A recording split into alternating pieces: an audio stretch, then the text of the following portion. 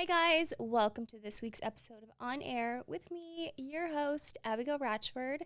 So as we near towards the summer, we are all about glowing up. So today's episode is going to be about just that, glowing up in every way. Physically, emotionally, financially, spiritually, everything. Mentally. What else is there? Did I say all of them? Yeah, I feel like that's the majority. Yeah, right? Yeah. Okay. I know you've Basically been, all like, around. Yeah, because you've been like focusing on like mentally. Yeah, so this is more than just the outer glow up, basically. Yeah. So, yeah, let's get into it. But before we begin talking about that, we are going to go over this week's updates as usual. So let's get into it. So I'm trying to think since the last time What have you been up to? Well, there was Coachella. I did not go to Coachella, but we were just talking about that because I actually have gone to Coachella a couple times, probably like 3 times. Yeah. I'm trying to think I definitely have some crazy Coachella stories, but I won't even get into those right now. I had a stomach bug. Oh, yeah. Really bad. I remember last reading week. that when I woke up first thing, and then I like. Oh my God, it was literally like the worst thing ever. I think it was probably like Thursday that I got it or Wednesday night, and my entire body was just like in pain. I could not eat anything. I couldn't even look at food. Yeah, and I just felt so nauseous that literally the only thing that made me feel better was just like sleeping it off. Yeah. I pretty much just stayed in bed and I binge watched Succession. Do you watch that? No, but it's on my watch list. Oh my I have like God. a notes app list of things I need to watch. Yeah, that's like my new favorite show. I basically powered through first through third seasons over the weekend. So I'm almost all caught up. And then Sunday I was feeling a little bit better, so I color coordinated my entire summer closet. I don't know if you guys have been seeing my stories and stuff, but I did like a closet update. And I had my assistant basically set up all these ring lights in like every area of my house to do content. So that's kind of like, I'm going to kind of touch on that in a little bit, just me getting unstuck in some ways, and that includes like being more consistent with content. So that'll kind of come full circle in a little bit. But I think that's really it. I was sick as hell, couldn't eat. Did you wake up like snatched as fuck? Yeah, Was it the but best? like, not even in a good way. Yeah. Like I didn't even want to lose any more weight, and Yeah. it was like it looked like not even like a healthy. It looked like I was just wiped out. Like I was like, oh my God, I have like no color, but I'm feeling a lot better. That's good. That's funny you said that. Like, I feel like you definitely don't get this urge, but I get the urge every like, I swear to God, every tax quarter, I get the urge to like go to a chain restaurant. And it happened last night, and Ian was on the same thing. So my friend group, we went to Cheesecake Factory. I woke up so sick. I like got sick this morning, then I felt fine. Really? But I think that there's like something happening. Like, I don't know what's going on. There's a lot of people that have. I know. Yeah, one of my best friends, Bree, and I haven't even seen her in like a couple weeks, so I didn't even give it to her. She has the same exact thing, and when I posted it on my Twitter, like I have the whatever like worst stomach flu or stomach bug, a bunch of people were like, "There's something definitely going around." A lot of people have something. I hate that. I hate that. I know. Is it like it was a virus? You think? I think so. It was like basically just like 72 hours or whatever, but it's like the same like chills. Basically, like you feel like you can't eat anything, spinning. Like you literally have to just sleep. Yeah. Body aches, like my ribs were hurting, my lower back, and just feeling like I had the spins. Like, you know, when you just drink too much and you feel like the whole room, that's how I felt. And I was like, oh my God, this is like. At least you're alive. There's nothing you could do besides just time. That's it. Yeah. You just have to like fucking go through it. You're like, oh my God. Yeah. I'm excited to get into what you mentioned about like unfucking yourself mentally. Yes. Because that's such an interesting concept. Because people who don't work in entertainment don't get how difficult it is to work for yourself. Yeah. Like getting content by yourself and like trying to become motivated completely alone is so difficult. Do you want to get into that? Yes, 1,000,000%. So that's basically going to be like the first point that we touch into, but I'll just go right into it. Yeah. So getting unstuck, but as we like to say, unfuck yourself. Okay. Basically just getting out of your own way. And a lot of people, like you said, like they don't understand for people who work in social media and stuff. And this is like by no means like my poor life. I just want to say that first of all, like we are obviously very lucky to be able to work doing this stuff. But with that being said, this is something that I never realized until I got into this, because I was like, I can't wait to do like social media and not have to have a 9-to-5 job and work all these like odd jobs like I was doing back in Pennsylvania. And then with that comes kind of a whole other set of problems, I guess. Oh, yeah. More money, more problems. For real. Where you basically have to keep yourself accountable. So there's like certain personalities who could kind of handle that free-for-all schedule. And then sometimes it just gets like very tempting to procrastinate as much as possible and be like, oh, I'm supposed to do content today or whatever, and let me wait till like the weekend, blah, blah, blah. So it's basically like when your income relies on content, number one, you have to be consistent with it. And number two, then I feel like as humans, we all kind of just doubt ourselves sometimes. So like for me personally, this is what I struggle with all the time. I'll just be like completely transparent. I have like, we've talked about this, like OCD, where I feel like things need to be perfect in order for me to start or in order for me to do anything. And then it just keeps me like paralyzed. Like I'm like, I want it to be perfect before I do it. And then I just never do it because nothing could ever really be perfect. So that's number one. And then number two, when the self-doubt creeps in, it's like a constant like battle between like you and your inner voice. It's like, Abigail, you know you need to do more content. Like just maybe even post what you're making for breakfast, post like healthy snack ideas. And then your inner voice is like, people really don't want to hear that. That's boring as fuck. Yeah. That's so stupid. Why would you even think they only want to see the sexy thirst traps? And then it's like, you're like, okay, and it kind of just keeps you stuck, basically. That's like what I've been dealing with the last year. Have you ever like sort of realized that people, it's not what you're doing, it's just that it's you? Like you could literally do anything and people would care because they're like following you. Yeah. Like as opposed to say someone is known for a very specific thing where it's like, I do true crime. Like they don't care about like someone who does just true crime, like doing like a daily vlog. Like they're not going to watch that or care. But like with you, it's like they're subscribed to like the Abigail Ratchford brand. Yeah. You know what I mean? That's what I try to tell myself because I'm like, even like I said, like when I organize my closet and stuff, I'm like, there's so much stuff in my house, like influencers and people that create content. Like they do makeup tutorials, they show their skincare, they show what's inside their fridge, they show a day in the life.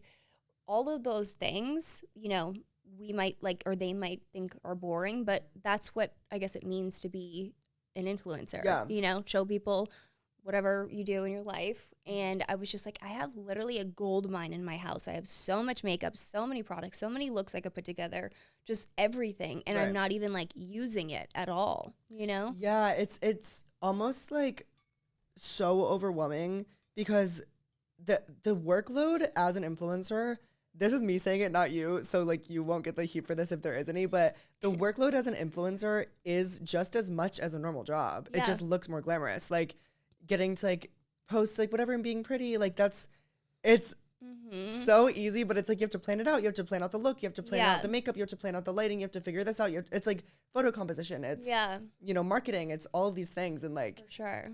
I mean, I'm sure you can compare it to like old jobs you've had. It's just as hard. And working for yourself is even harder mentally. Like that will drive you crazy. No, 100%. And I feel like, I forget who it was that I was looking at her page the other day.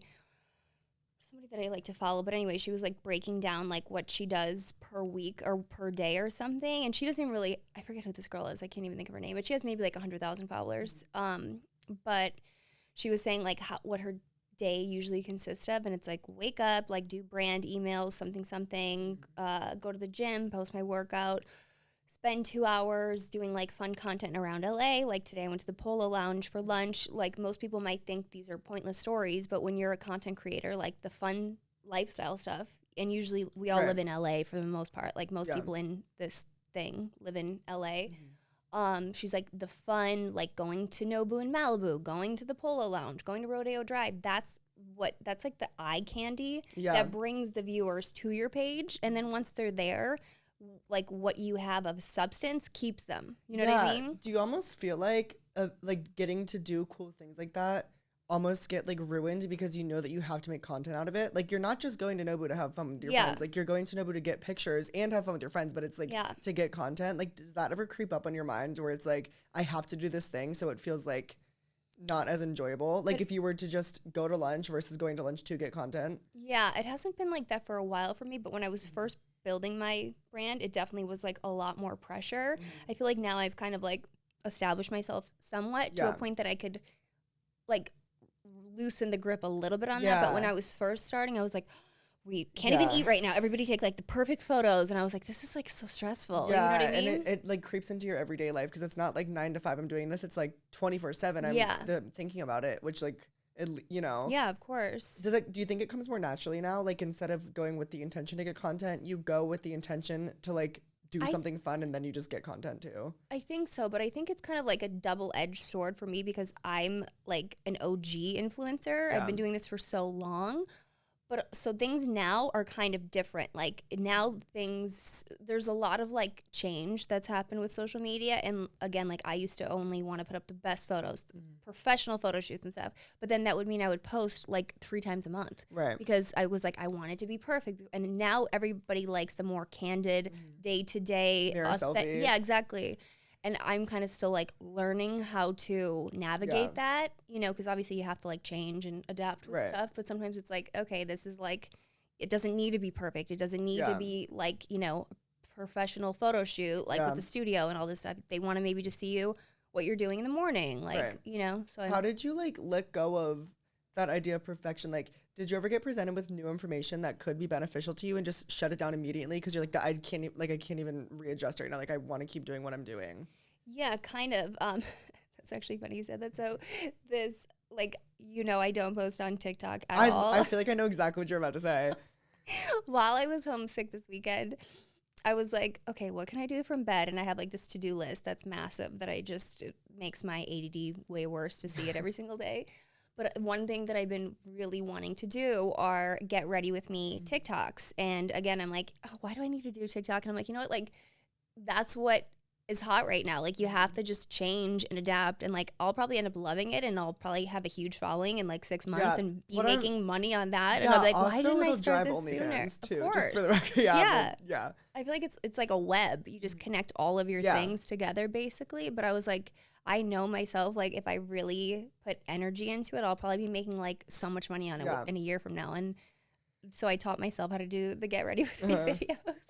And I actually started to do it today. I saved it on my phone. But I was running late today, so I was like, okay, let me do this, like, on either tomorrow or Thursday when I don't have to be at the podcast because I was trying to do it and get ready for the podcast, and I had to keep retaping it. I'm like, okay, I don't want to be late today for this other thing. So, but because then you'd be late, and then also the content wouldn't be as exactly. So I'm like, okay, this is probably not the day to like start this. So. Is it hard to like unlearn like not being perfect and get ready with me? Like, yeah, for sure. Isn't that so? Yeah, and I think it's probably also a big part of that is like I just dealt with so many assholes. I literally knew you were gonna say that. It probably traumatized you. Yeah, literally they'll like you could look perfect an entire video, and there's like a 3-second span where you turn to reach for something and you have like a back roll and they'll screenshot it and post it on like one of those like Instagram versus reality. Oh my God, look at her professional photos versus like what she looks like just relaxed, and it'll be like the most unflattering photo that'll be circulating on the internet for like the next 20 years. Yeah. So I think it's kind of like instilled this like, and I don't like that. I hate that feeling because I don't want to monitor myself like that. And I'm like, you have to just like get over it, Yeah. So how do you think you've like removed, I know this is impossible to completely do, but how do you think you've sort of removed mental blocks in small ways to just like level up and like level up mentally? And I think you need to kind of write things down because you're never going to, you have to like, first of all, put a plan in place for sure. And you have to just like understand that the beginning is going to be very uncomfortable and you have to just like push through. And you cannot rely on motivation. Like, oh, today I want to go to the beach and shoot. You have to kind of just, like, motivation is fleeting. You have to really kind of discipline yourself. And then I feel like the motivation comes because you're like, you know what? I'm proud of myself. I've been showing up for myself. I've been waking up and going to the gym and filming it. Or I've been doing, like, whatever it is that's, like, your little area. So I think that that's, like, the thing is you just have to drown out the white noise, focus on, like, yourself, stop looking at what this person's doing or that person's doing. It's like, it's good to be inspired by people, but kind of keep your eyes on your own test, on your own paper. I feel like it's also a little difficult to like, it's better to show up not perfect 10 times than to show up perfect 3. 1,000,000%. Right? Yeah. And that's such a hard thing to do as an influencer. I just saw somebody post something like similar to that. It was like, it's better to do like a 20-minute like half-assed workout every day than to do a perfect hour workout once a week. And I was like, that's so true, because it's just like the consistency versus like, for sure, but that's hard to do because like you are an artist. Yeah. Like, and I feel like we always think that like muscles that are built are just physically, but like your muscles are also mental. Like you could build that mental discipline day after day. You just have to keep, putting in the work. Yeah. It's also interesting, like when it comes to the gym in specific, like I created really good habits for myself in this past year. And it's like I could feel mediocre all day and not go, or I could feel uncomfortable and shitty for an hour and then feel incredible for the rest of the day. Like it's like the give and take. Yeah. Okay, so we're going to get into the next part of this, which is level up. How to become the hottest, richest, sexiest, most confident, happiest, all of that stuff version of yourself. Do you want to? Yeah, let's get into it. Okay. I mean, I think a lot of what we've talked about so far has to do with like work and like unfucking yourself mentally so you can be productive. But what does it mean to you personally to be like the hottest version of yourself? Like, what does that mean to you? So I feel like this past year, I really kind of focused a lot on that, like becoming the best version of me, because I felt like I was just wasting a lot of my potential, and I was kind of only seeing myself in like one way. And I was like, I have all these other things that I haven't even been focusing on because I've been so worried about like this one area or something. So I think that when you really want to become the best version of yourself, it's not even so much of like adding a lot of things to yourself. It's you have to sometimes shed a lot of things first, like shed insecurity, self-doubt, shed the weight of other people's opinions. All of that stuff is just weighing you down, first of all. And then really figure out like what are your gifts? Everybody has different gifts. Some people are creative, some people are musically talented. What are your specific gifts that you can share with the world? And fine-tune those. Like if you love creating, if you love doing makeup, if you love, if you're a comedian, really kind of work on that. And then it kind of creates a confidence in you when you're doing things that come natural to you instead of trying to follow in other people's, footsteps, I guess. That's one thing. Yeah, I also feel like with you in specific, like you obviously got known for a very specific thing, just like being gorgeous. And like, it's hard to, girl, I literally do. Me?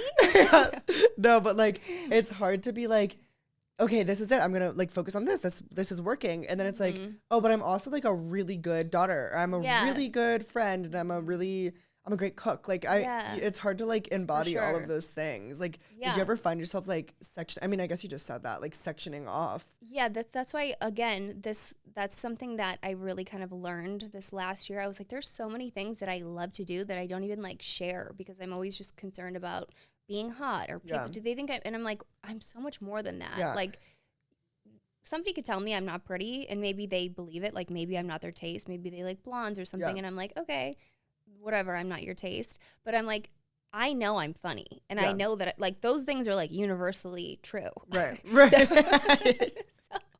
So I'm like, I want to just like be more of myself, And I feel like that's kind of what I feel like this podcast has given me. Yeah, this has been a great and I feel like it's kind of really started to build my confidence because I'm like, obviously I still like to look cute when I'm here, but I'm showing people other sides of me that maybe they didn't know that much about. Yeah, it's more like there's so much complexity, and I almost feel like the way that those hate accounts made women out to be for so long is so damaging.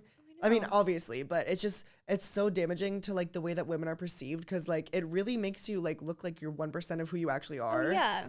Those pages are like literally the most toxic, cancerous pages, and the way that they try to like present themselves is like they're protecting normal women. Like, look at Kim Kardashian's skin on this red carpet thing. She has like it's like you really have to put somebody else down and magnify like maybe a day that they weren't looking their best just to prove to other women that like everything you see on Instagram isn't always real. Yeah. Like, isn't there another way to do that? It's like when you hurt Kim Kardashian, like you hurt all women. Yeah. It's like it doesn't matter who you're coming for. If you're hurting someone's like mom, like you're hurting all. Yeah, of course. It's Interesting. I feel like it's not as intense as it was, but now it's like kids on TikTok that are doing it. And they don't even realize. Yeah. Like, before it was like these official, like, this is a hate page on Twitter. Yeah. And it was somehow verified. But like now it's like a random girl with a hot take on TikTok and it has like 6 million views. Oh my God, I know. You know what I mean? Yeah. So yeah, when it comes down to like this like mental glow up that we're talking about, what do you think is like fulfilling to you? Like what would you say is fulfilling to Abigail Ratchford? So again, one thing that I think that really makes me happy is just creating. Like I said, I think on the last one, like I was created to create. And that means in different ways for me. Like I love doing my makeup. I love putting together really cool concepts for photo shoots. I love putting together like projects that I do, different calendars that I've done, and a black and white coffee table book, and you know what I mean? Like merchandise and stuff. That's all creative. Doing interior design on my place, like that stuff makes me happy. And I feel like that's kind of how I share one of my gifts, is being creative with the world. And I like when people ask me, oh my God, where did you get that? That's so cool. Where did you like what? Yeah. You know what I mean? I'm inspiring like, this is, like that's all being creative in different kind of ways. Yeah. And then I love traveling for sure. And I want to kind of incorporate like those things into my life, traveling and doing amazing content and sharing my tips, like mental health stuff and wellness and how to, you know, whatever, get over a break, like all these things. Right. I just like kind of sharing my knowledge. Yeah. When you like started making money for creating, did that like change your relationship with creating? Yeah, it did. In a good way though. Oh, that's good. Yeah. I was like, it's crazy that I could do this stuff and get paid for it and get paid, like make a, you know, granted, like a lot of my income has been from like OnlyFans, but still like I have the views on OnlyFans because I've built up my other accounts so large that I was able to kind of just flock people over. Yeah. You know, so. Yeah. Do you think it was like when you first started making money, like in LA and you were out here in the industry and like, you're like, damn, I'm like doing this for real. Was it easier for people to like sweet talk you into like doing things that you probably shouldn't have in retrospect? No. That's good. Yeah, no. I feel like it's always such a nightmare situation because girls like you just will just jump right in and not. I think I'm just always. Or anybody. My mom scared the shit out of me growing up. Yeah. She always basically thought I was about to get trafficked at any time. Like Liam Neeson taken. I'm like, Mom, this person is not trying to kidnap me. So I think I've just been very like, street smart, I guess. Yeah. You know? I feel like there's so many times where friends of mine have like gotten contract fucked and it's like. Oh my God, I know. So many of mine too. And I'm like, how did you fall for this? Like, are you kidding me? I know. But it is like the process of, I don't even know what the word is called, but just know it, like intuition. Yeah. Like, because there's things that sound shady. Like you mentioned like the Snapchat shout outs that you would do. Oh, it sounds so shady, but if you were to get into it and figure out like, a lot of people be like, that's not real, but you were able to look into it and be like, no, you know what, it is real, and there is money there. That is definitely something that I feel like goes on out here because there's all these crazy ways to make money that like most people have never heard about, like girls playing Twitch in front of a thing, make $300,000 a month, and that sounds crazy, and people are like, you're a liar, Abigail. Those girls are not making $300,000 a month. They playing fucking Twitch. I'll show you the bank sheets. Really? Yes, they are. They just bought a house. Like, you know who I'm talking about. Yeah, I know exactly what you're talking about. And I'm like, no, that is true. Yeah. But people like who don't know about this world think that we're lying or exaggerating, and it's like, whatever. You don't have to prove yourself to Isn't people. it also interesting how like some people will be like, there's like rich people that are like, I'm grinding every day and I'm working my ass off and I'm going crazy, and they'll make X amount of money, but then it's like people will stream on Twitch and really just not give a fuck and be like multimillionaires. And like the FaZe clan or whatever. Yeah. Do you know how much money they make? I don't want to know. It's like insane. Yeah. It's like insane. Aiden Ross making like $60 million in a day. Yeah.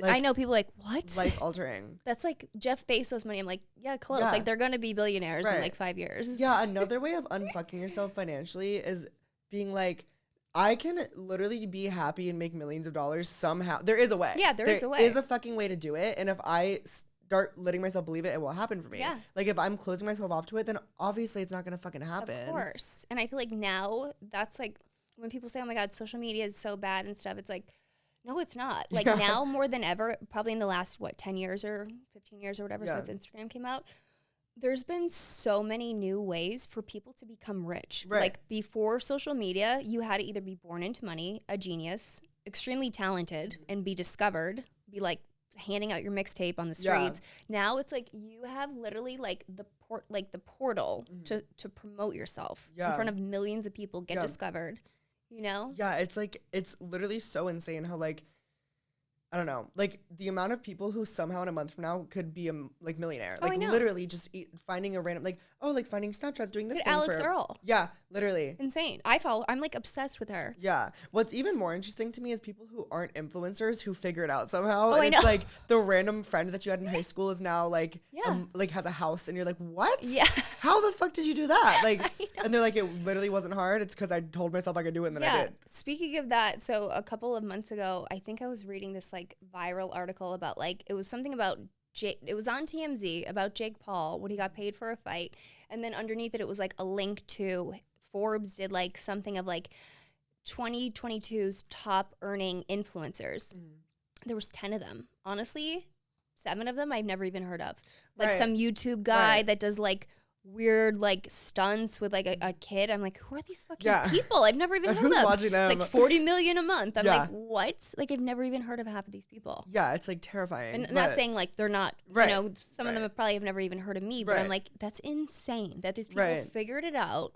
Right. There's such like a overflow of money like that is to be made. Yeah. And like the second you start believing it, you won't make it. Yeah. Like it's like if you're confident enough to just go for it, then people will believe that you deserve it. Yeah, I know. Yeah. It's so. I even remember when I first started working with Jordan, with you guys here, and I had a rate card at the time from my last manager, and it said like what I charge for a post or something like on Instagram, and it was like $5,000. And Jordan's like, okay, he's like, I'm gonna redo this whole thing for you, and I'm like, okay, and he changed it to like $30,000, and I'm like, nobody's gonna pay $30,000. He's like, Abigail, are you kidding? He's like, you're not trying to get like individuals to pay this. This is brands. They have the budget, and you have the audience. Like, start seeing yourself as that level. Right. You know what I mean? And if even they meet you at 20 or something, it's still not 5. Exactly. He's like, we'll say 30, and then we'll negotiate if like 20 will be the minimum.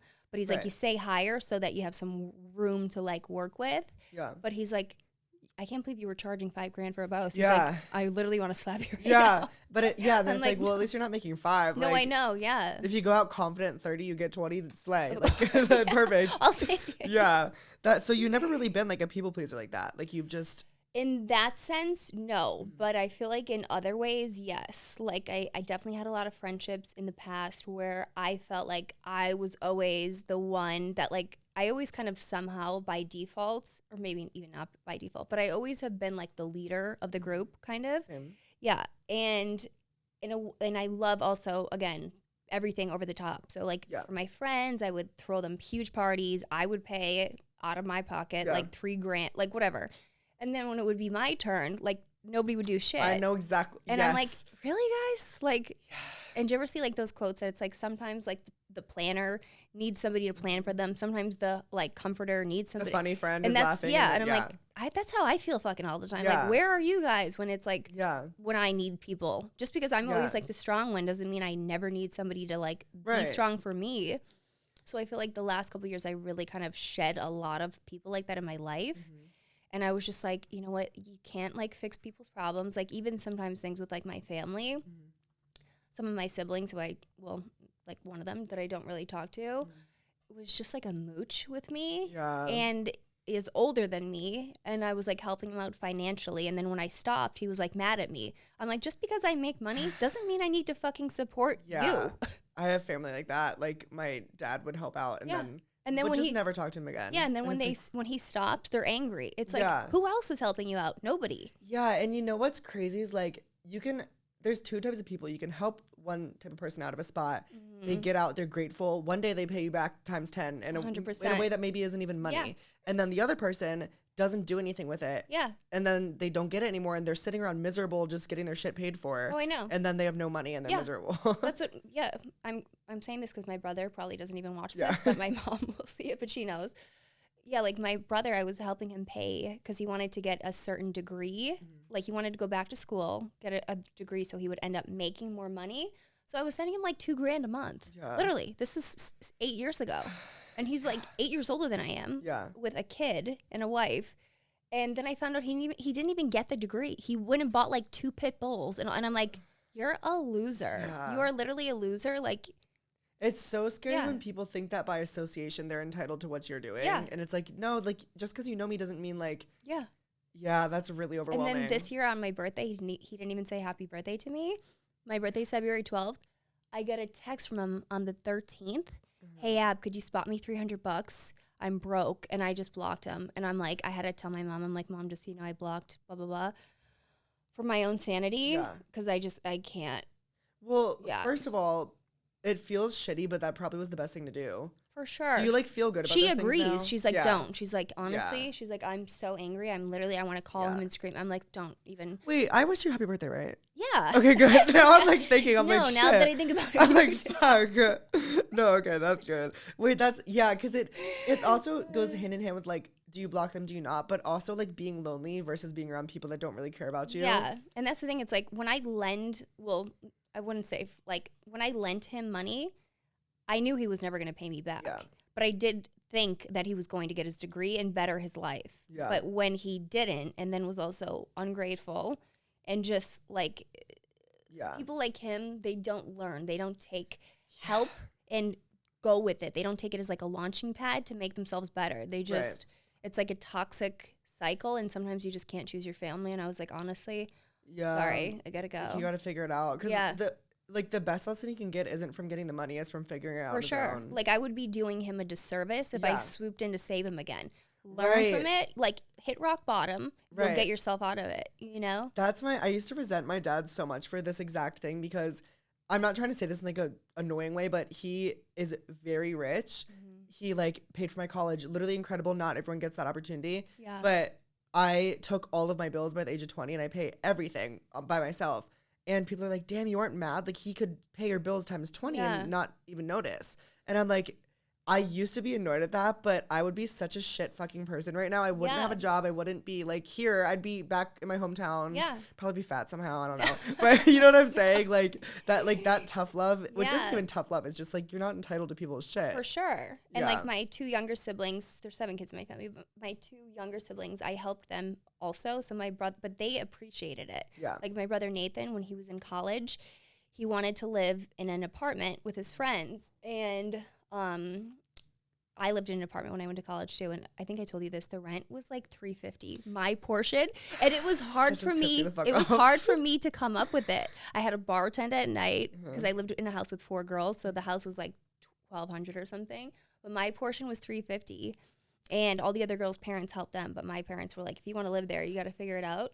So with my brother, when he was in college, I was like, "Nate, I'll help you, but you need to keep a 3.5 GPA or it's done." Yeah. He got a 4.0.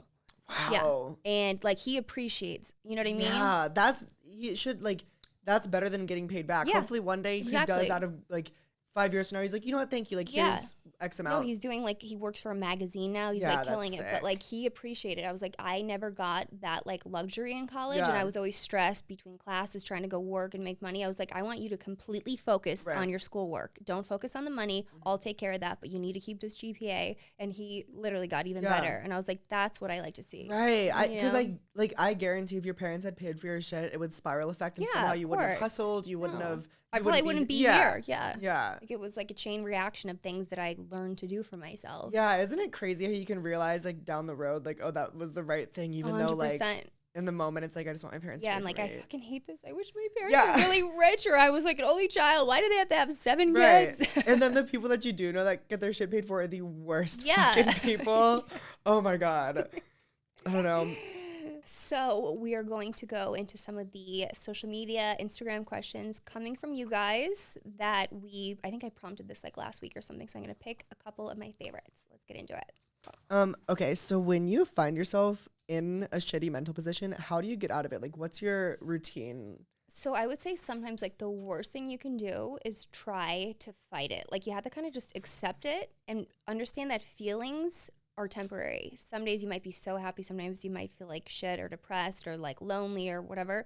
Know that it's temporary. And I think sometimes when I feel like that, I like to kind of just turn the world off, and I like to just do like feel good things. Like, I'll order like my favorite food or something, and then I'll do a really hot bath, have a glass of wine, put on like a funny movie that I know is going to make me laugh. and then just kind of sleep it off and like just wake up the next day. Because when you're trying to kind of like, you know what I mean? Like push through it. It's like just sometimes kind of give yourself a little bit of grace and you'll wake up and it's a new day to start over. Yeah, there's something to be said about sleeping it off. Like a 10-hour sleep and like really just feeling like upset and then waking everything. up like, oh, okay, I'm better. Right. So this is an age-old question of, do you think money makes people happy, or does money buy happiness? Because I feel like sometimes I'm like, I don't know, buying that made me pretty happy. Yeah. Like, you know what I'm saying? But like, do you think you were happier when you didn't have money or when you did have money? Or do you think that it doesn't really change things? I think it definitely introduces a whole new like group of problems. But I think that money, when they say like money is the root of all evil or money ruins people, I disagree with that. I think money kind of brings out the character that's already inside of you. If you're a good person. Absolutely. Right? I love that. Yeah. If you're a good person, you'll help other people. And if you're already a shitty person, and money will just make you worse. Yeah. And I think that money, it's more like the access that money brings brings happiness. You don't have to like work so hard to try to find like the best vacations or the best whatever. Like when you have money, you just have things kind of more accessible. Yeah. And I think for me, at least, that makes me happy. Like it makes me feel good to know I could do things, you know, that I was never able to do before. It's easy to feel grateful too. Like I don't know why I've heard that it's bad to like compare things to how they used to be to make yourself like being like, oh, it used to be like that, now I'm happier. Yeah. Like, do you know what I mean? But I feel like it is. Like, I'm way happier now than when I was working at a chicken place when I was 17. Like, you know what I mean? No, I definitely agree with that. And I feel like sometimes as humans, we tend to always like romanticize the past and we fear the future. We're never like, that's like another thing I've tried to kind of remain present, because I'm like, why am I like, I'm not doing this now, but there was times where I would romanticize the past and I'm like, I was actually fucking miserable at the time. Right. But looking back with rose-colored glasses, you're like, things were so much easier then. But you're like, I was a fucking mess back then. Right. It's like, oh my God, 4 years ago I was on the beach with my friends drinking. That's fun. And it's like, okay, but also I got too drunk and also I didn't feel good and also I wasn't happy that day. Yeah, exactly. Yeah. It's easy to like look at like the. Yeah, like you only kind of focus on like the good things that you think you lost or you don't have anymore. But you're like, in retrospect, overall, like, no, I'm good here, you know, and I'll be good as my future version. And like, I read something that said, because sometimes we always like put down our past selves, and it's like your past versions of you had to go through fucking hell to get you here right now. We are fucking synced up because the lessons that you've been talking about are things that I have been always learning have the same, recently, or like being reminded of recently. Yeah. I hate when I learn a really good lesson and then I forget it and then I am you gotta write it in our notes. Yeah, literally, and then I find it. That's where the ADD kicks in. Yeah. Okay. And I like organize it like lessons I learned this week. No, but it's so true. It's like that like really scared, upset version of you who chose to do this thing. Like, don't be upset with that. Like they got you here. Like this is exactly how you. Yeah, and I sometimes like I say that like, oh my God, like when I was like 21 and 22, like I wasted so much time doing this. I should have just left school earlier, this relationship earlier. And it's like, honestly, this sounds so overly like redundant. Everybody always says this, but like you are exactly where you're meant to be. And honestly, if one thing in your life's journey like was any different, you might not be here. You know, if you had stayed in that relationship, if you never met that asshole who fucked you over, you don't know how things could have shifted or changed. Have you seen the movie Everything Everywhere All at Once? I watched a little bit of it, but it was like a lot at once, all at once. I would say, girl, you are so fucking annoying. I literally hate you. And it was everywhere. And it was all at once. It was all over the place, all at once. But like, it shows like the butterfly effects of these people's lives and like 10 different versions of how it could be. I gotta watch it like, again. Like she could be a movie star, or like if she did this differently, she could be poor and like in her hometown. Crazy. I literally hate you so much. That was the most annoying thing you've ever said. Like, I'm like, I hope he's gonna catch on. Oh my God.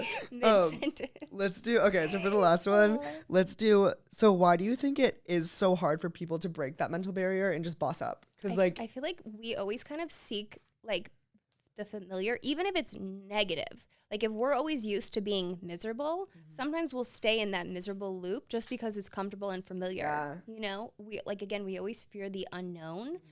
So that's the thing that keeps us stuck. It keeps us like on like a hamster wheel. Wake up, repeat, complain, make minimal money, you know, stay in this 9-to-5 job that I hate, working with people that I hate, in this unhealthy relationship I'm so miserable about.